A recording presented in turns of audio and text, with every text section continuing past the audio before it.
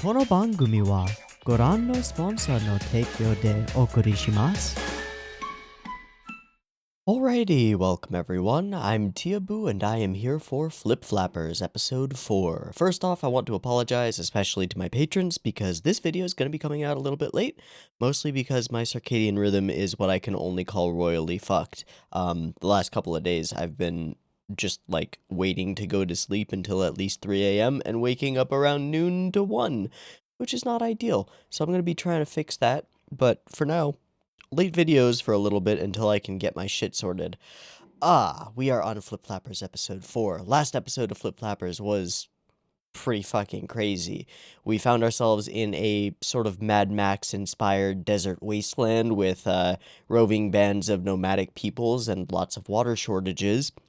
Met a cute little girl in a cat-like mask thing who turned out to be a horrible evil purple witch monster plant thing that attacked us and also did some weird psychological torture trippy stuff with a mask thing that she put on Coconut and made her an evil pinhead monster, and it was pretty fucking awesome. We ended up with both our girls finally converting or henshining or transforming or whatever you want to call it together for the first time and actually beating away the Welwitchia thing. Well, not exactly. They kind of ended up having some unexpected help from Yayaka, who we knew was somehow involved in this whole thing because of some little moments that we got with her, but we weren't quite sure how, and we got a little bit of information on that as she and her duo of white-haired, children? I don't really know, in sort of super cyborg suits, kind of, thanks trash truck, bye trash truck, kind of just arrived and swooped in and beat the giant witch plant thing,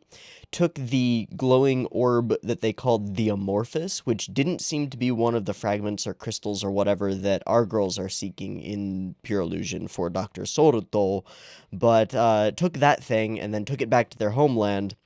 And Papika got herself a little view of what their world, or whatever the fuck plane of existence that actually is, looks like. And it's culty. It's weird. We've got lots of people in very pointy KKK-esque hats, standing around a giant ziggurat pyramid thing with a gigantic pillar with a spiral around it, and chanting Asclepius, Asclepius, Asclepius. And then they took the thing that they're calling an Amorphous and put it in it, and it spiraled up, and I don't know what the fuck happened. Okay, we've introduced a whole lot of new stuff that definitely broadens the scope of our universe.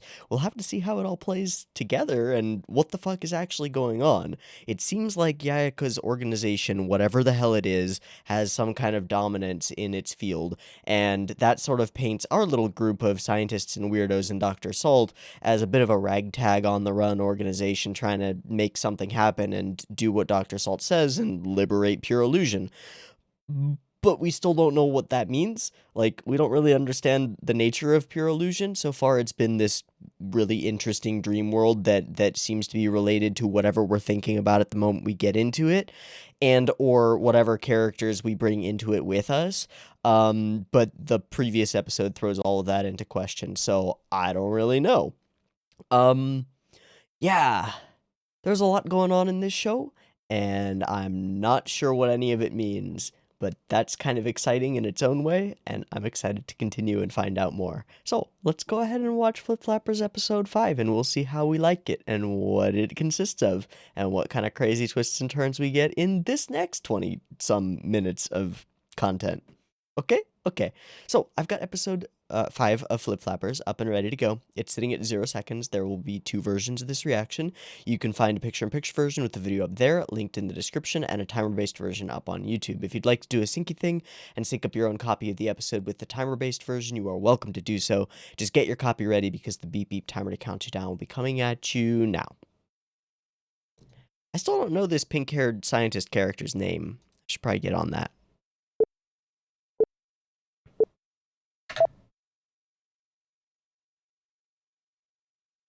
Okay. What does that mean in this context? Ah. Oh, so the Amorphous was a fragment. Okay.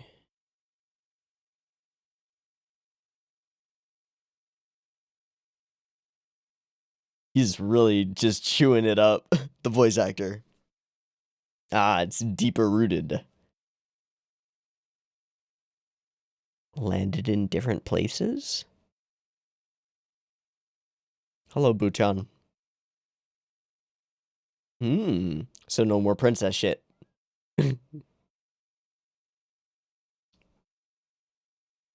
And yep. And yep. Oh! Alright, cool. So, Papika's gonna meet Grandma. Probably. Okay, seems like we're gonna have a more real-world focused episode, which I think is good, because then maybe we get to talk to Yayaka in her, like, normal environment, when she's not in I'm a badass loner mode. I don't know.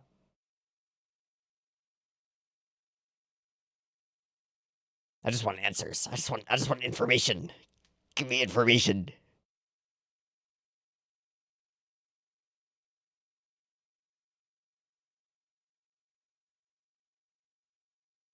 Although at a certain point, with a show like this, that in a very Ikuhara type of way is trying to tell a story through metaphor and symbolism as well, having information that, like, this is how the things are doesn't help you that much. Oh, some of those cuts are so good. Ah, the reflected Zetai Ryoki, kind of, in Buchan's eye. I'm waiting for the backstory on that. There was a human brain inside Buchan. It used to be a person and is now a robot and has maintained some of its humanness, including its perversion. I'm interested in who that originally was. Oh, she's packing. So where's she gonna live with Papika?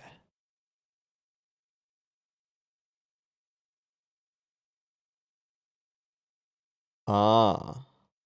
Ah. I see. Thunk thunk. Gonna have a bruise on that shoulder. Yeah.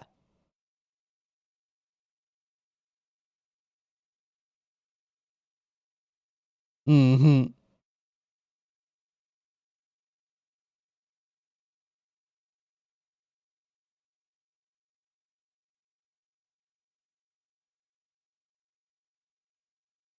What does that mean? Alright. Hi, Grandma. Didn't tell you that I was leaving yet. That's not awkward. Oh, but she's helping anyway. She's the best. Hmm. You have friends?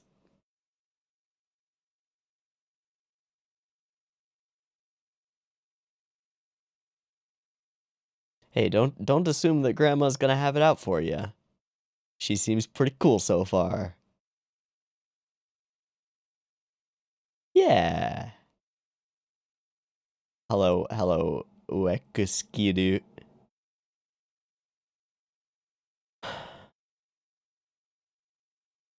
Can I drink this? Nope. It's too hot. Oh, we're back on the boat. Okay. Why are we back on the boat? Hello again. Optical illusion lady.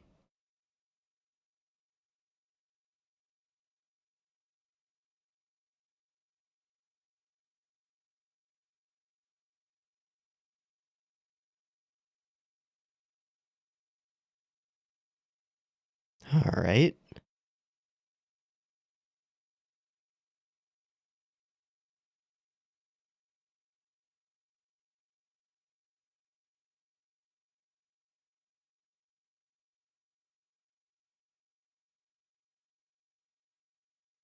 Alright. Same angle, same getting up in the morning. That was a little spooky. Oh, hi, Papika. I think she can. Just cut her, yeah. There we go.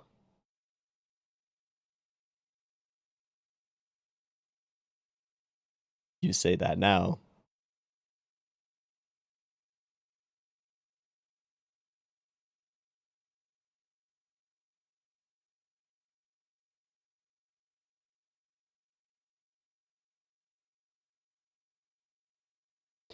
Okay, Yayaka's in this class, right?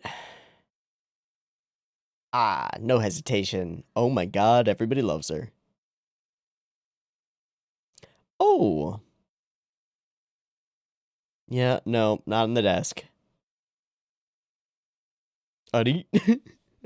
Oh, she can always find her here. She hasn't come by here. Okay, never mind. Is she staring at the painting? Are you gonna stare at the painting? Oh, what was that? Oh, hi, art girl.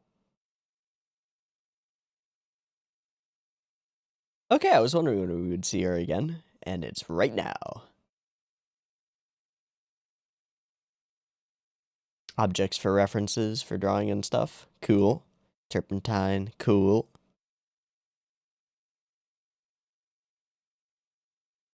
Is she the sole member?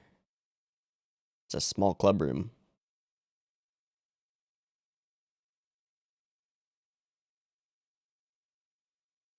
Hmm.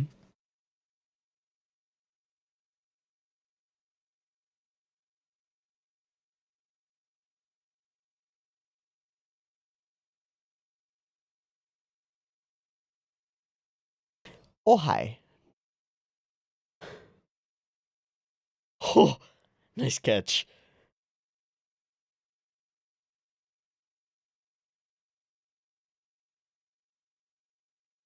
Okay. That was very strange.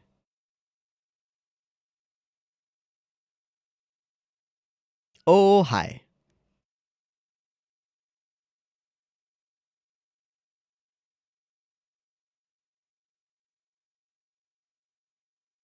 Your face. Shut it. Let's go talk somewhere where we can't be overheard. Let's go. A little bit of distance there.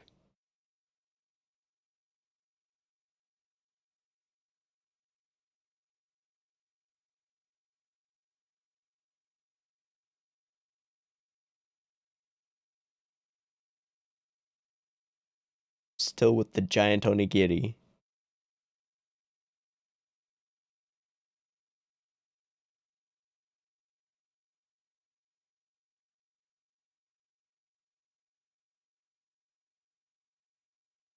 Join us.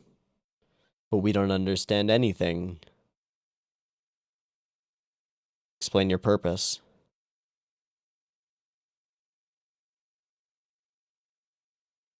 Ah, thank you. We're not going to get a straight answer, though. Oh, never mind.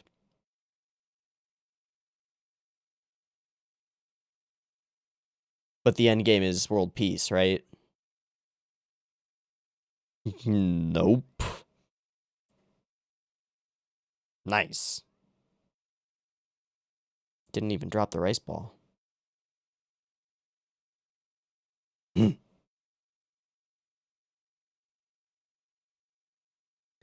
World conquest.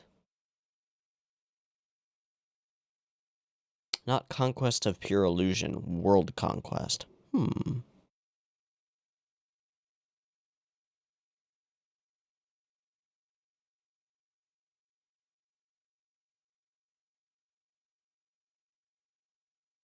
Oh.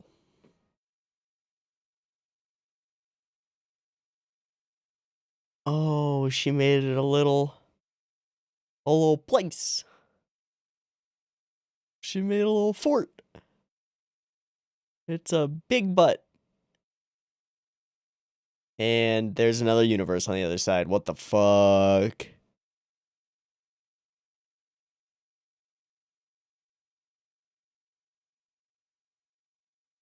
I found it?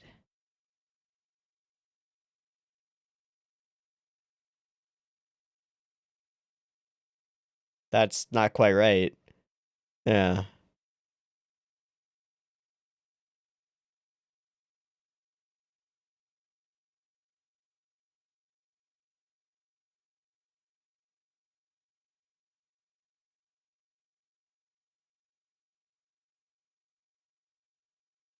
We've transitioned into pure illusion, right? Yeah.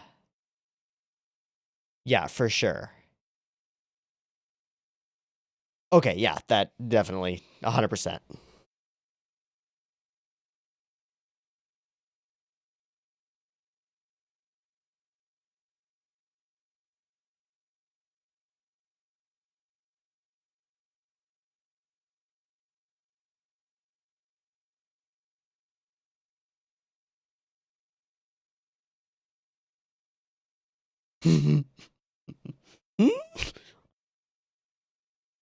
Oh, it's actually good.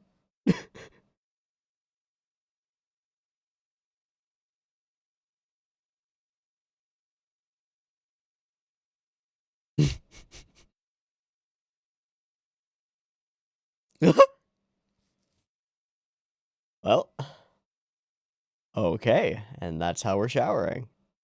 Okay.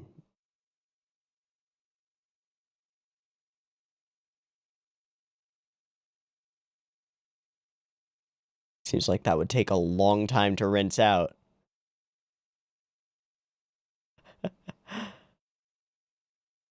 Hmm.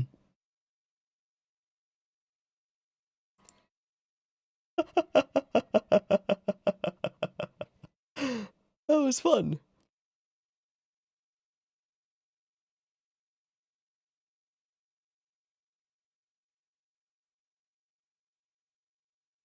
Hmm.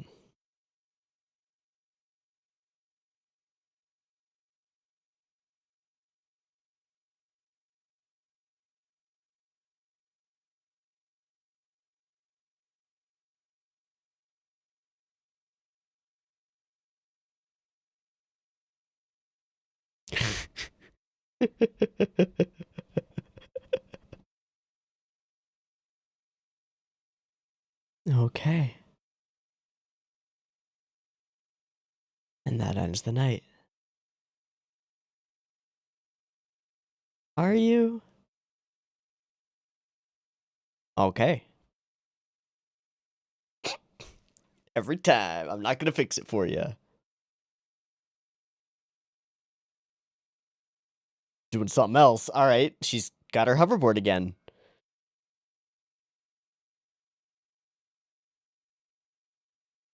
Okay.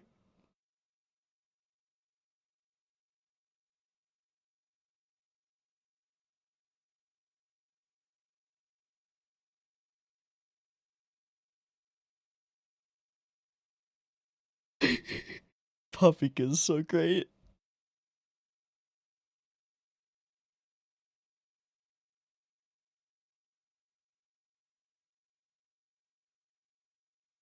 What just freaked her out? The hoverboard?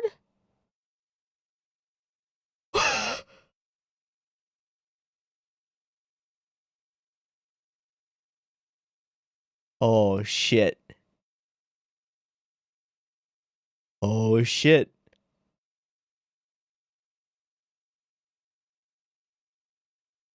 And now we're stuck?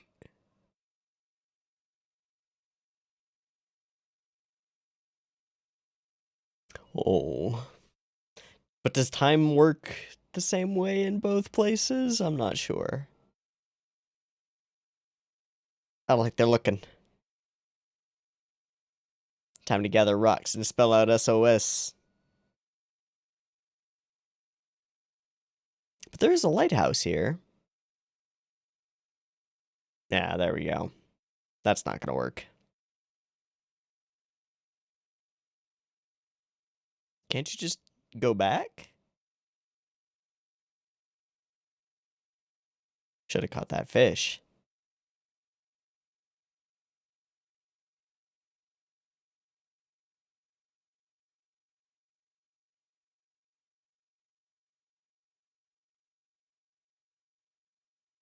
Hmm.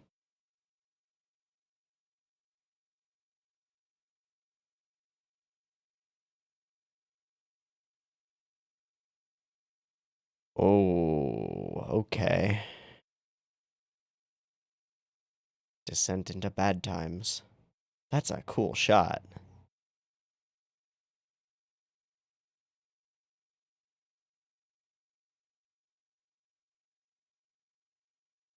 Very, very alone. Uh-oh.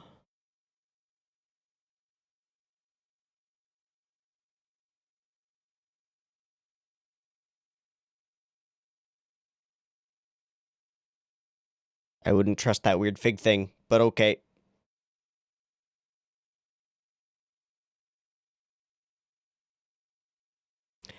Alright, where are we gonna end up with this? We've separated our duo. Aw, that sucks. Not worth it. Oh, never mind. We're gonna find her.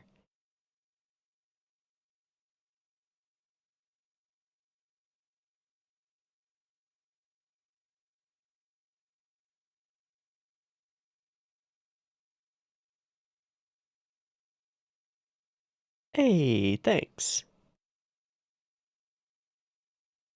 Oh. Oh.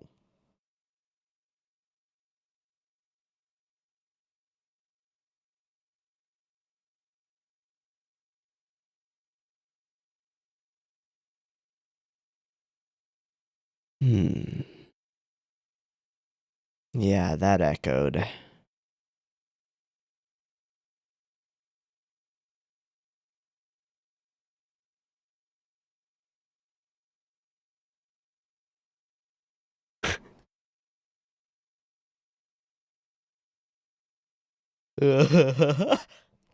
All the important stuff.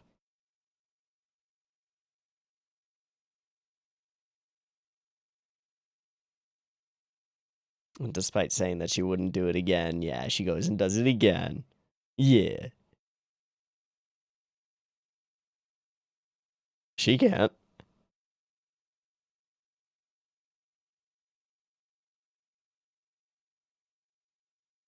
Ah.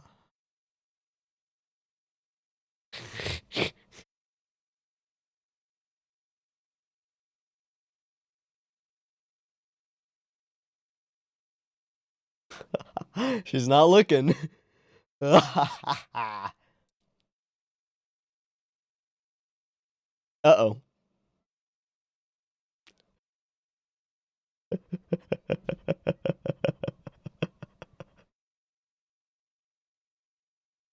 Yeah, that's not gonna work. Alright, so we are stuck on a deserted island with a lean-to, and we're gonna try building a raft. Priorities. Lots of stars. Hmm.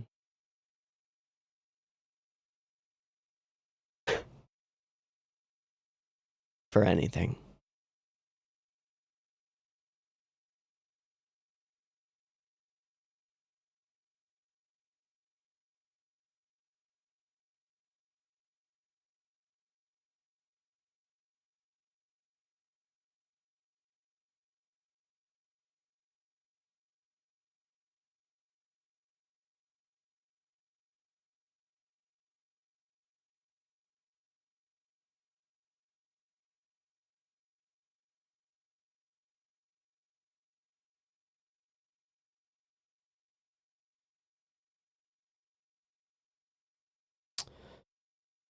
Ooh.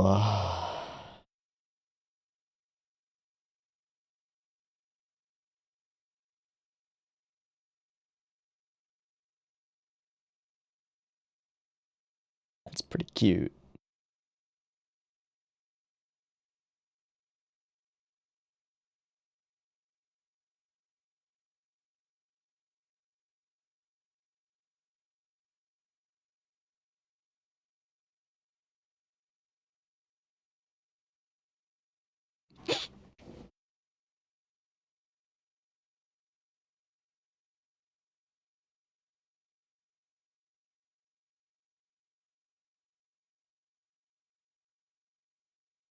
Okay. I guess we built a raft. What is it sitting on top of at the moment? The big, yeah, what is that?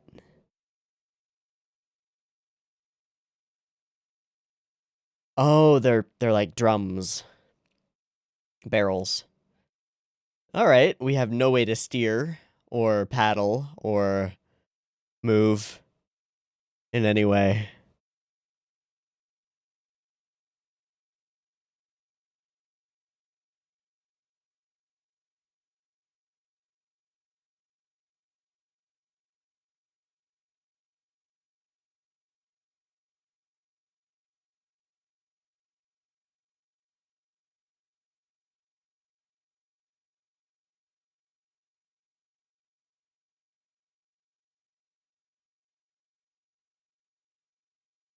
They're all getting called in for conflict.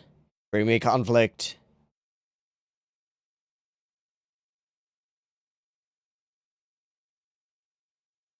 Mm. Wow, the color changing is crazy.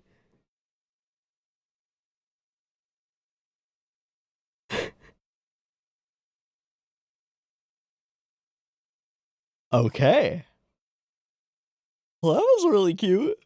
That whole episode was so wholesome. Kind of.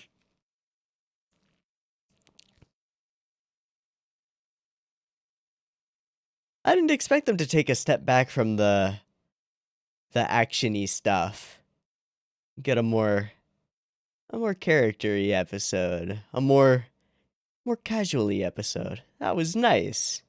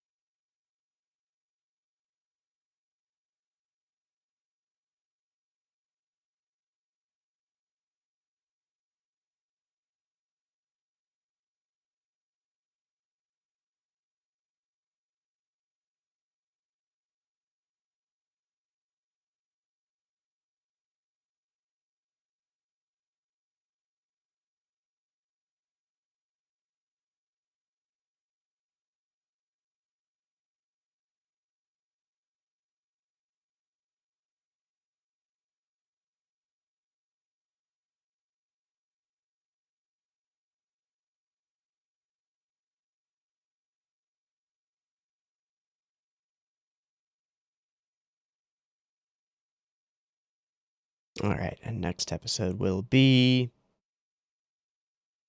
crazy. Pure Echo.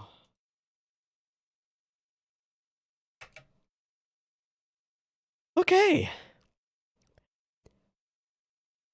This episode was weird in that it was comparatively normal. This one was not quite as crazy as some of the previous episodes have been, and that's kind of cool. I kind of like that we get a bit of a moment to step back from the crazy over-the-top actiony stuff after our two main girls have both transformed together and experienced something together and sort of swore their love to each other at the end of the previous episode. And here they sort of reconfirm that at the very end with the never ever ever ever ever, which is pretty great. But we spend most of our time in the episode actually in the real world and also in the Flip Flap headquarters, but I don't know where that actually exists in the Great Wheel of the Plains. All right, so we got to get our girls together. They've got to get their impedance down. Any differences between their emotional states or something like that will cause problems and difficulty with them syncing up. So got to fix that. And also, story-wise, let's get the girls to live together because Yuri, let's go, let's do it. And I don't mean that in any kind of like derogatory or in any way to detract from what the show is doing. It's intentional and it's kind of tongue in cheek about it, and that's kind of great. Little moments that we get here that I really appreciate, like this little moment where Coconut kind of assumes that this is not going to be okay with her grandmother. Obviously, I can't though, right? Like Coconut doesn't really have that many this is part and parcel to her character. This is exemplary of who she is. There aren't many things that are actually holding her back or restricting her. It's her own indecisiveness and her, like, what do you call it? Like, failing before you set out is the thing, but believing that things are impossible for her, or that the people around her will prevent her from going in particular directions that she may want to go in, when they won't, and they just want her what's best for her so far. Grandma here has given no indication that she's in any way, like, strict or like a problem or restrictive or oppressive to Kokona, but she still has this moment where she goes, "But you'll never allow me to go, right?" That's a very real deal thing, and can really mess with a person's head. So I think that's really interesting to have here. And then there's the other stuff. Like, we end up back on the boat where we got this woman, and it's almost frame by frame the same sequence of waking up, realizing she's on the boat, seeing the woman who is the old lady and the maiden at the same time, and then it continues this time. She awakens, but she doesn't. She awakens once more within the dream. So it's a dream within a dream. And when she does so, there's this spooky tree with a weird, like, I don't even know. It's like a sewer grate built into the tree. I don't know what the hell it is. It's very strange. And it's kind of whooshing, and there's wind and mist everywhere. And then she awakens. Very weird. We do continue to hold this, like, this exact same camera angle, exact same scene for her waking up, which creates like a through line for all of those sequences, which is kind of cool. And then oh man, I get it in these scenes, and I get it in the outside, when they're outside and they're in that park-esque kind of area with all the different patches of green. The whole of all of the architecture and the way that cities seem to be constructed in this show is very strange. It's very, like, it's not quite Escher-y in being impossible architecture. It's just warbled and warped and off. Like, this scene here, it looks funky to me. It looks warbledy to me. I don't know why. It's something about the way the lines are put together. All right. So everybody answers Papika when she says hello. That's pretty great. And off we go looking for Yayaka, but she cannot be found, and we very literally trip over Art Girl on our way looking for her. Okay. I'm intrigued by Art Girl. So far, she has been given no purpose in the story. What I mean is, like, Yayaka, from introduction, was the best friend of main character girl, right? Pretty important, pretty frequent role, understandable. We got in the last couple of episodes, first, a number of indications that Yayaka was involved in the supernatural aspects of things, so she has a place in that side of the story. And then in the previous episode, we found out that she's part of some kind of conflicting organization, so she definitely has a place in the story, maybe as a frenemy or like an antagonistic person who is forced to be so because of what they do and what they believe in, but isn't necessarily evil. Art Girl? No idea what the fuck she's doing here. Which is interesting because she's here. And so far, this show has not introduced a lot of things that haven't been important or haven't been, like, likely to become important. It's been rather sparse in fleshing out things outside of our very narrow scope and our very narrow point of view, and I think that's intentional because our characters, Kokona and Papika, have a very narrow point of view on what the world is going through right now. They don't really understand the whole pure illusion thing. Papika might understand it better than Kokona does, but Kokona certainly doesn't understand what's going on. Doesn't understand the any of the shit that Salt says or any of it, really. It's crazy.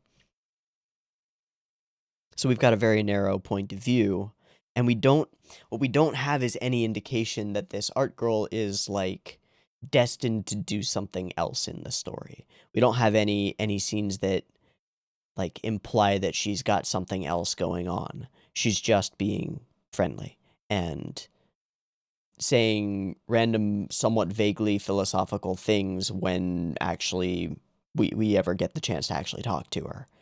the conversation that we had about the photo or the painting was one, and then the conversation that we have here, I forget actually what she said, but she says some stuff about getting a day that's just right and all that stuff. Okay, yeah. It being the right day for artist block, I suppose. Interesting. Interesting. I don't know what the heck I'm supposed to take from any of this sequence. She does make a hell of a nice catch on that teacup, though, so that's pretty cool. Papika's a goober. All right, and a goober with giant rice balls, as usual. So this outside area is what I'm talking about. It's worldy wavy, and it's because of the patches of grass and the way that they're sort of put together. It's just weird. It's just very strange and kind of off-putting and weird. I don't know. All right, and then we get distance, right? Like pretty clear distance going on there. And we start to grill Yayaka for information and get almost none. But we do understand that she has been doing this mission, this type of mission, going and collecting these crystal fragments. And we do find out that the amorphous that she collected in the previous episode was one of the crystal fragments that we were looking for, because they said that she stole it, right? She's been doing this for a lot longer than they have. I hate to do this, but Madoka much? Like, just the idea of a magical girl of sorts who has been doing this for a long time, doing the collectathon thing and trying to get 100% in this freaking weird video game that she's apparently a part of. She's been doing it for a long time. She seems really jaded about it. She seems to have this attitude like everything is fake or bullshit, and honestly gives me a little bit of a Homura vibe in that kind of a way, just in that she's not having any guff from anyone, but not the same quite kind of thing at all. Just that she's driven to her own goals. But she's been doing this for a long time, and she initially warned Kokona to stay the hell out of it, so she knows how dangerous it can be, I assume. And she's probably watched people die, I assume. And she probably thinks that what she's working toward is maybe not worth it. Maybe. Or she's hardline fanatic about this whole world conquest thing and believes that it's for the good of the universe in some way. Because she's not... At this point, the organization that she seems to be working for is portrayed to us visually and symbolically as an evil cult, with the robes and the hats and the craziness of the whole situation. They're portrayed to us as an evil cult, and our girls are the good guys, right? Or at the very least, the scrappy underdogs trying to overthrow a conquest-driven empire of sorts. I don't know if it's that simple. This seems like the kind of show where we might just have everybody exist in shades of gray, except for our naive main characters who don't understand enough about the world to, like, make an informed moral decision in any direction. Until maybe they do. We'll see.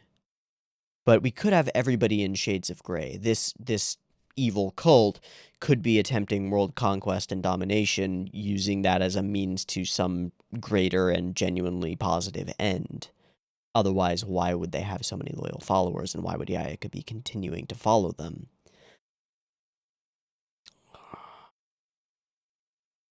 I don't know.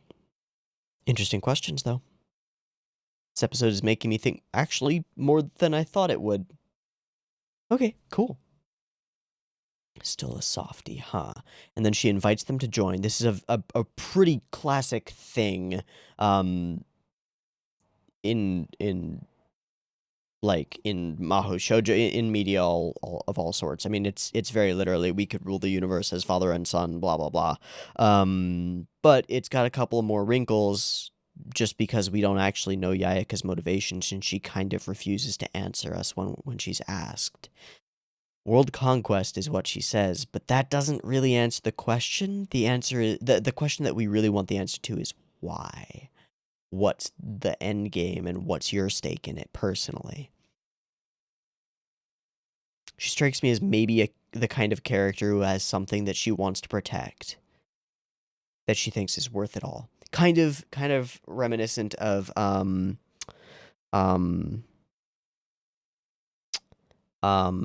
Shit, what's her name in Mawaru Penguin Drum? Red hair girl, curly hair, not Juri from Utena. I don't remember. Whatever. Kind of reminds me of her. She's a character who has something she desperately wants to protect and does bad girl things because of it. And yeah, this architecture is so strange. Okay, so we return to the tube, but it has been outfitted to be an awesome fort place with way more volume inside than it should realistically have, and has also been apparently filled with a cotton butthole that you must climb through.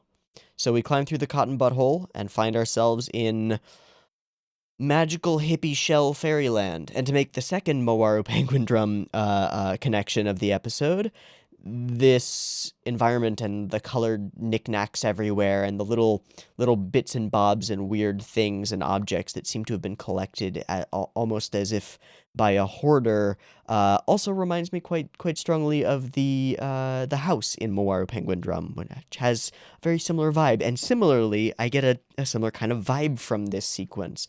This feels like Papika's tree fort. Like, she's had this place and been able to go to wherever this is for a little while.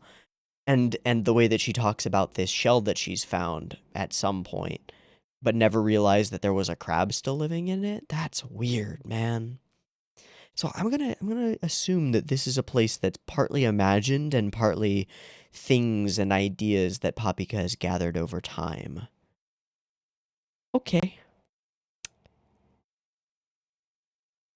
Okay. And then somehow Yukuskiru managed to make his way over there as well, which is very weird. Alright, is the lighting changed from the first time we enter this area? Kinda, yeah. Alright, so the sun is going down, which is why it ends up getting glowier. A little bit more yellow in there. Gotcha. Why did you come with me? I'm not going home today. And then we start wandering around, and it became clear to me at this point that this is not Japan anymore, is it? If it ever was. There are nonsensically large veggie things and weird stuff and strange eggs with birds that look like Australian kiwis, but they're like up to your waist, which is kind of scary. Just in its own way, a little bit freaky. Sunsets, up bottoms, tasty foods, yum yum, and we shower it up. I guess it's not really the first time that we fan serviced it up in this show. It's not the first time, but it did feel a little weird to jump to the fan serviciness. It's still diegetic though, so I don't mind. And then we've got the whole Yuri element, so it's fine. All right, so we laid together. We find out the very important piece of information, which is that Papika sleeps naked except for an ankle bracelet. I wonder if that ankle bracelet is important in any way. I don't know. All right, so she wanders out, pets Uetsukiru, and Papika just sort of watches her.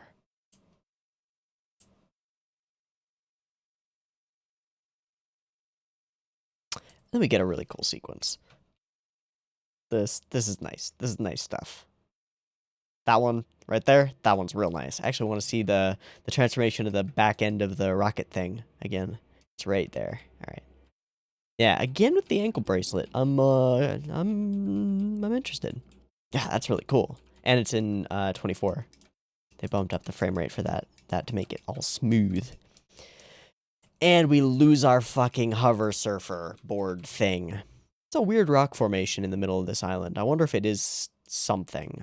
Probably not. It doesn't matter. We leave the island today anyway. Oh, but we're trapped and we're stuck. It's kind of weird. It's like an outdoor bottle episode. It's crazy. I will say that this whole sequence is pretty well done. It definitely put me into the feeling of somebody who had lost their way and their companions in the middle of nowhere and is beset by all kinds of unfortunate circumstances, like fucking mosquitoes and spooky forests and fruit that would have probably killed her if she'd actually eaten it, given what Papika says about the red fruits. And then, at the depths of despair, all scuffed up and scraped and feeling all terrible, Papika pops out and is like, "Hi, I gotcha. Here's the food." But in this moment, it pushes Kokona into a little bit of that sads for a moment here. I can't do anything. I'm useless. Ooh. Ooh. I like this whole conversation that they have. Kokona voices a very real, very personal concern. I feel like I can't do anything. I feel like I'm not useful. Super depressing sentiment. And Papika's answer to it is so damn Papika. She's just like in the best way possible, is super naive and doesn't understand anything, and it's just like, you could do tons of things. You're really good at the books reading and the walking fast. You're great at all this stuff. You're really the best. Aww. It's really sweet. And at the same time, it's kind of an important thing to do because, like, Papika doesn't necessarily see all the things that she can do, which are really badass, by the way, as being all that cool or all that important. And Kokona has her own things that she can do, although I don't think they measure up to flying around on a hover surfboard and, like, being an absolute, utter balls-to-the-walls madman, or madwoman in this case. But she's got things that she can do. She's got skills and talents, and they can complement each other, and that's kind of important for a relationship. But neither of them really see themselves as doing much in this relationship, and both of them see the other as being, like, the best in the world. And that's really cute. That's really, really fucking wholesome, you know? Anyway, that's just nice. And they're fumbling through it, and they're goofy, and they're goobers, but yeah, but it's pretty great. The whole gag with the bathtub is very fun. And then the conversation that we have here about a wish is very interesting. Okay, so impulsivity is like one of Kokona's many middle names. Impulsivity, lack of self-preservation, being a total goober, having no filter, all kinds of things are Papika. But impulsivity is one of them. And when she's asked the question, "What would you wish for?" she basically jumps straight into an answer just to get back by exam day, the simple stuff. I think that's a pretty good character moment. I think it's a pretty solid one. And then we put some more thought into it.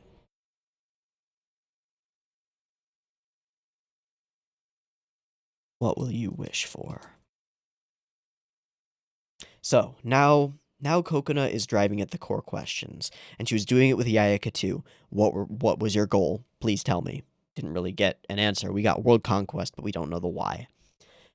Again, what's so important that you have to fight people over it?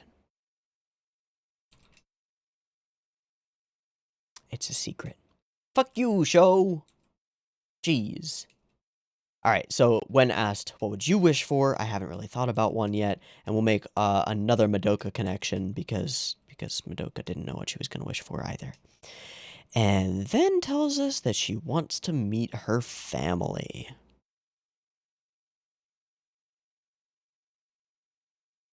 Her family died when she was young. Ever since I was a child, I've been living with my grandmother. My parents died in an accident when I was still a baby. I can't remember them at all.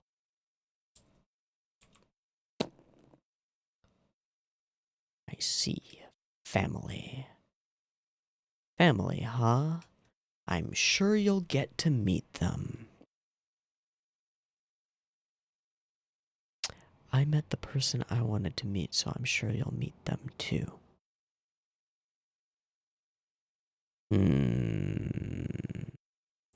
Something about this conversation makes me suspicious, and I'm not sure what.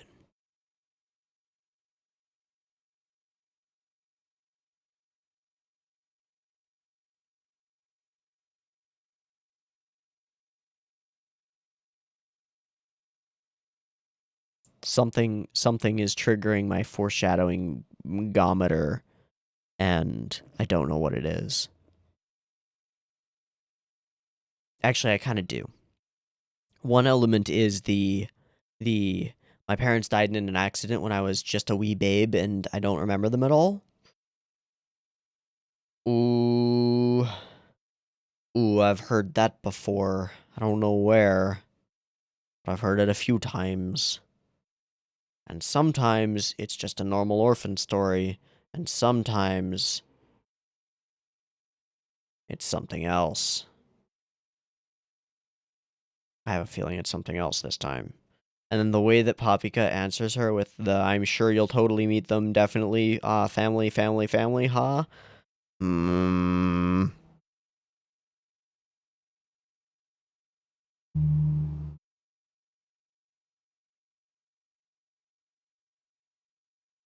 What if it's all a sham? What if grandma's not grandma? What if, what if, what if... I don't know.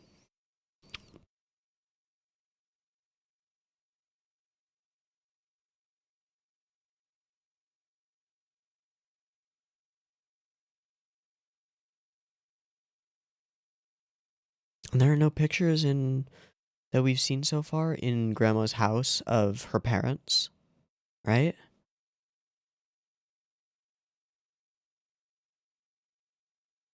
Grandma's an unassuming older lady in a wheelchair, listens to music on high-grade audiophile equipment.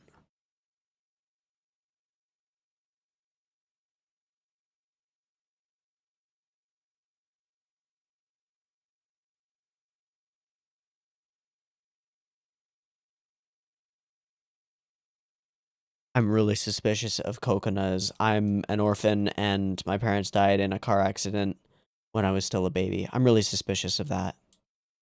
I don't buy it.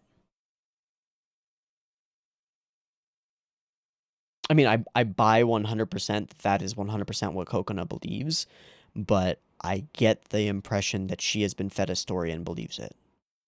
That's my off the wall, out on a branch, out on a limb prediction for this episode.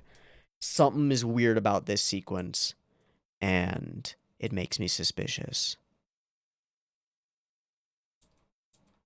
Makes me suspicious of Kokona's whole family situation. Then again, at this point, I'm suspicious of the entire universe of this world, or multiverse of this world, and whether any of it is actually real. I do not know. Okay, so we float off on the most rinky-dink raft that we could ever construct, but hey, it works enough, and then we get flippity-flaptied straight through a black hole that encompasses the sun and into pure illusion, or out of it. I'm not actually sure. And then we get a bunch of scenes where the white-haired duo play rock, paper, scissors to decide something. I assume which one of them will go on this mission. And Yayaka also gets a call and then hesitates for a good long time before actually doing anything, before we cut away. So I get the feeling that they have been called in for some kind of mission that is going to come into direct conflict once more with our pure girls.